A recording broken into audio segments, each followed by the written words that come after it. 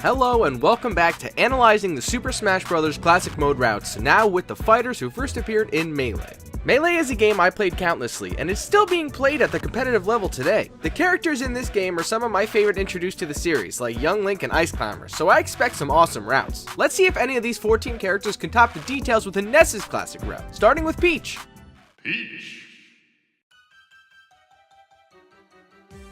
Peach is sick and tired of being snatched by Bowser and his goons over these years, and since she's pretty damn good in these games, she can finally bop some of them back. She's definitely not a damsel in distress in this game. I mean, she even took out Zero. They have to trade, absolutely. and that's a trade that Mutace is willing to make right now. Has to make That's it!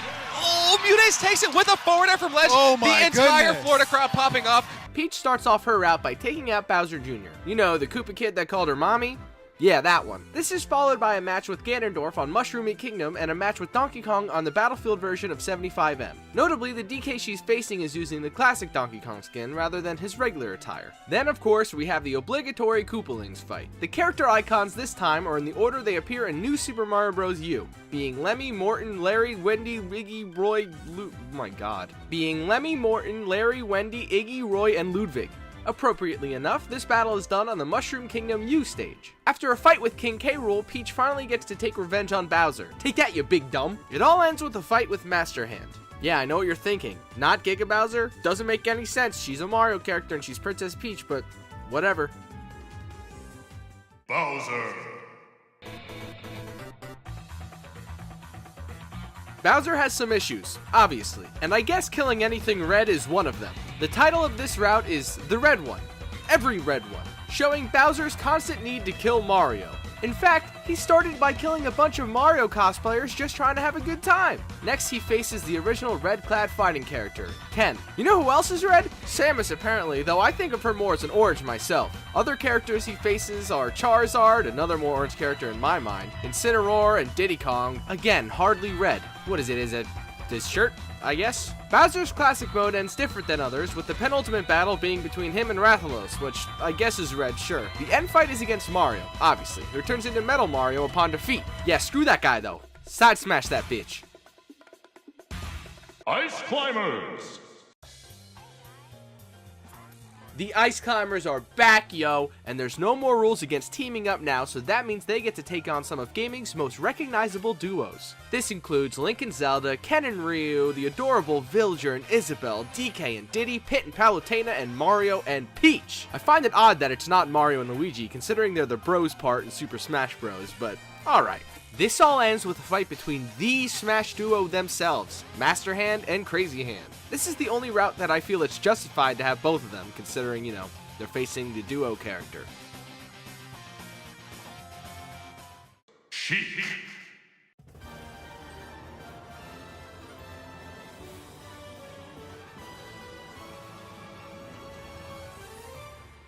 Sheik is an enigma, shrouded in mystery and masqueraded just like the name of her classic route. Because of this, she takes on most of the masked enemies Smash has to offer. There's fights with Meta Knight, Captain Falcon, Samus, the Koopaling Roy because of his sunglasses I guess, and Wireframe Mac. I feel like they could have chose regular Hooded Mac, but I'll accept it. She then faces a bunch of Miis in costumes such as Ray Mark II, the Black Knight, Majora's Mask Skull Kid, and Jason Voorhees. For Sheik's final boss, she faces Master Hand, which I guess could be considered masqueraded. They could have went with Gallium though, considering he wears a mask, but Master Hand it is, I guess. Just as a side note here, she's the only Zelda character that doesn't fight Dark Beast Ganon as her final boss.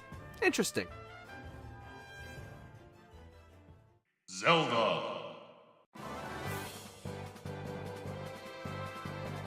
Zelda, with the power of the Triforce of Wisdom, takes on many foes on her classic mode route. All of her enemies, with the exception of the final few, are basically wisdomless. Characters like Wario, Bowser, King K. Rool, you won't see these guys in a library, that's for sure. She also faces a bunch of Miis dressed as Yiga Clan members on the Temple stage, as well as 4 Dark Links on the Hyrule Castle stage. I can't seem to find anything these fights directly reference within any Zelda games. If you guys have any ideas, let me know. It could entirely be that they're just all villains and I'm looking way too deep into it though. The final foe she faces is obviously Ganondorf, who then turns into Ganon. This match just shows that wisdom will always prevail over power.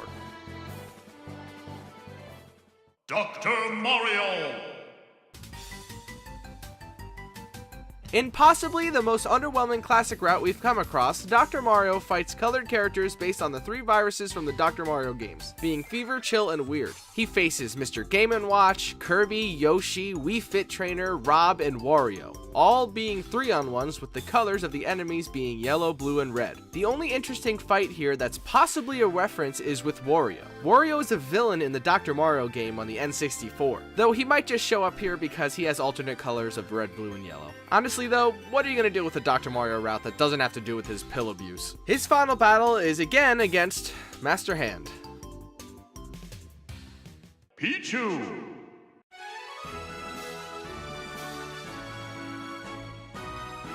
The lightweight baby Pokemon who hurts himself luckily gets off easy with his classic route. He only faces the lightest of characters, with his route being titled Lightweight Fracas. Side note here, I had no idea Fracas was a word. It's really ridiculous. The lightweight losers Pichu faces include Jigglypuff, Squirtle, Olimar, and Kirby and Meta Knight. Mewtwo is Pichu's second to last battle, which is fitting because it is both a Pokemon and lightweight. Pretty interesting, yeah? And yeah, Master Hand's final boss, whatever. All of these fights take place on sky-themed stages like Skyloft and Pilot Wings. This could be a reference to the flying Pikachu, but other than that, I got nothing. I looked at all the Pichu Brothers shorts in case there's something that have to do with them flying, but the closest I got was Pikachu flying off a building or something. I don't know. There's too many shorts. Falco!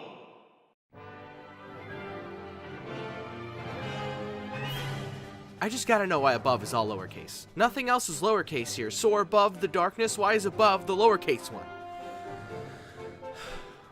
Anyways, Falco faces dark versions of characters just like Link did in his classic mode. As for why he does, I'm unsure. I mean, I know Falco's a good guy, so yeah, he fights darkness, but is this really all they could come up with for this cool bird guy? Regardless, even if it's the same as Link's concept, it does have a few different fighters to face, such as Lucas in his masked man costume, and Captain Falcon in his Blood Falcon costume. Outside of that, you have the obligatory Dark Samus, Dark Pit, and Dark Links to face. The last battle before the boss, however, is a giant Mr. Game & Watch, which I guess was chosen because he's literally darkness. And then of course the final battle is Master Hand, and that's an Andros reference, blah blah blah.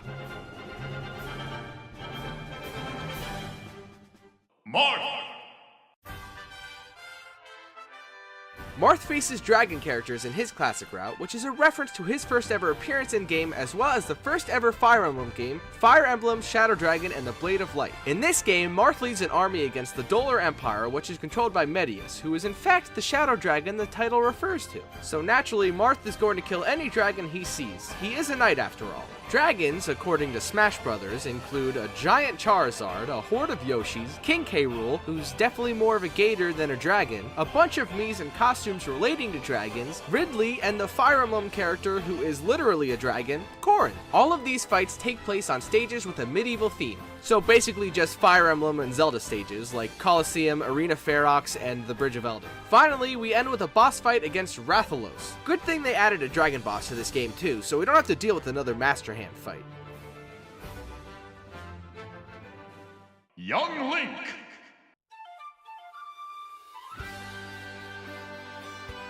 Young Link is back in Smash and better than ever, literally. And to show how good he is, he decided to take out all the other Legend of Zelda characters in Smash. And you know I gotta be Pinky. He fights Zelda on the Hyrule Castle stage, Dark Link on the Temple stage, Sheik in Gerudo Valley, and so on. The one battle that sticks out to me is with the 4 Toon Links on the Pirate Ship stage. These Links are in their 4 Swords colors, being green, red, blue, and purple. 4 Swords Adventure is one of my favorite Zelda games, and it's always nice to see it being represented. And I don't know if this was a coincidence or not, but I kept getting Zelda assist trophies while fighting in this route, signifying how it truly is a Hyrule Smash. And what's a Hyrule Smash without taking on Ganondorf and Breath of the Wild Link, ending with a battle against Ganon. Even with just the Kokiri Sword and the burnable Deku Shield, our boy Young Link can still take out this big pig beast. Ganondorf!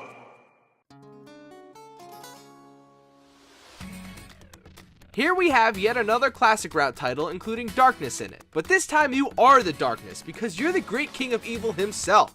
Ganondorf. We finally get to destroy some good guys like Mario and Luigi, Fox and Falco, Palutena and Pit, Shulk, and of course Link and Zelda. Ganondorf is jumping to all these franchises and taking out their protagonists before their villains can even have a chance to do so. That's how badass this guy is. I mean, he probably is the only villain in this game who canonically took out his protagonist, if you look at the downfall timeline in Zelda, that is. Unfortunately though, this ends with a fight yet again against Master Hand, leading to a disappointing ending. Oh well. Mewtwo. Mewtwo's classic route is interesting because it sort of takes inspiration from the first Pokemon movie. Mewtwo, being the psychic Pokemon he is, uses his powers to control the minds of characters in the movie, like with Nurse Joy using her to get people to his island. On this island, he takes Pokemon the trainers have with them and duplicates them while also controlling their minds. In this classic mode route, he basically does the same exact thing, but with characters who are actually mind controlled in their original games, leading to many references. Spoiler warning for Mother, Final Fantasy, Castlevania, Street Fighter, and Kid Icarus, by the way. He first fights Ness and Lucas on 4-side alone. Once he beats his first match, he gets a character on his team for the rest of the battles on the route. The second match is with Cloud, while his teammate is Lucas in his Masked Man costume. This is significant because the Masked Man is one of the primary antagonists of Mother 3, who is in fact a mind-controlled character within the game, that being Klaus, Lucas's brother. Cloud in Final Fantasy VII is controlled by Sephiroth plenty of times throughout the game, most notably right before Aeris bites the bullet being a giant-ass sword. The next battle has Cloud on your team, with your opponents being Ryu and Ken. Forgive me for a moment here because my knowledge of Street Fighter lore is all from Wikipedia articles, but here I go. In Street Fighter Alpha, Ken is mind-controlled by M. Bison because he wanted to prove that he could take on Bison himself, but fails miserably. So Bison goes, "Ha, I'm gonna use you to lure out Ryu, dude," and something like that, and he mind controls her. Anyways, the next battle is with Richter, who gets mind controlled by Shaft in Symphony of the Night. Shaft uses Richter to basically protect Dracula from any harm because he knew that Richter is the best vampire killer and no one could defeat him. As for the next fight, I can't definitely say for sure. It's against Palutena and Pit, and in the next fight you have a dark costume Pit on your team. The only reference I found to mind control in Kid Icarus is Palutena getting mind controlled by the Chaos Kin while Pit was trapped in a ring for 3 years. However, since the next fight has Pit on your team and not Palutena, this doesn't make much sense. Moving on, the next fight has you taking on a bunch of Pokemon, including Pikachu, Pichu, Jigglypuff, and Lucario. This one's not referencing anything specific other than Pokemon fighting each other, with Pit added in. There is the movie Lucario and the Mystery of Mew, but that has to do more with Mew and less of Mewtwo, so I don't think that counts. The final boss is with Master Hand and Crazy Hand, which were controlled by Taboo in Brawl's Subspace Emissary mode. This battle has a Pikachu and an Ash hat on your team, which is definitely a nod to when Ash's Pikachu gets the hands, interfering with Mewtwo and Mew's fight in the first Pokemon movie. That's when Ash dies, and we all get to cry while watching it, and god damn it, that movie was sad.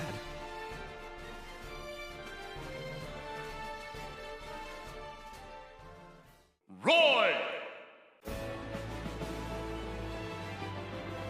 Smash Ultimate does not lack in sword fighters, so they decided to theme a whole classic mode route around it. Roy gets to take on anyone and everyone with a sword Smash has to offer, such as blue-haired sword guys and girl, Meta Knight, Shulk, and Cloud. These are pretty self-explanatory, not referencing anything, but preferring to show that Roy is the best sword fighter in the game. Instead of, giving him the boss that actually has swords in this game though, they give him a fight with Master Hand.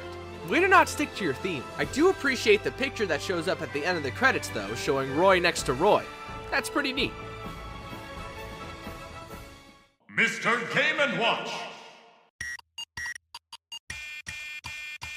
Mr. Game & Watch, being the oldest character in this game, takes on only the oldest fighters that appear. This starts with a fight with Kirby, that's fittingly on the Dreamland GB stage, fitting to this retro theming. It then moves on to Pac-Man, which is the second oldest character in this game, only 1 month younger than the Watchman himself. This fight takes place on the worst stage with the best aesthetics ever, Pac-Land, since they for some reason didn't bring back the Pac stage from the Smash 3DS game. Next up is Duck Hunt on the retro Duck Hunt stage, followed by the Mario Bros on the retro Mario Bros stage. Teaming up with Mario next, you get to take on the retro-skinned Donkey Kong on 75M, another terrible stage. The penultimate battle is going against a bunch of Game & Watches on the Flat Zone X stage. This all, of course, leads to the final battle with Master Hand, which is a shame because I think Bowser could have matched up with the theming of this route better than Master Hand could, but whatever.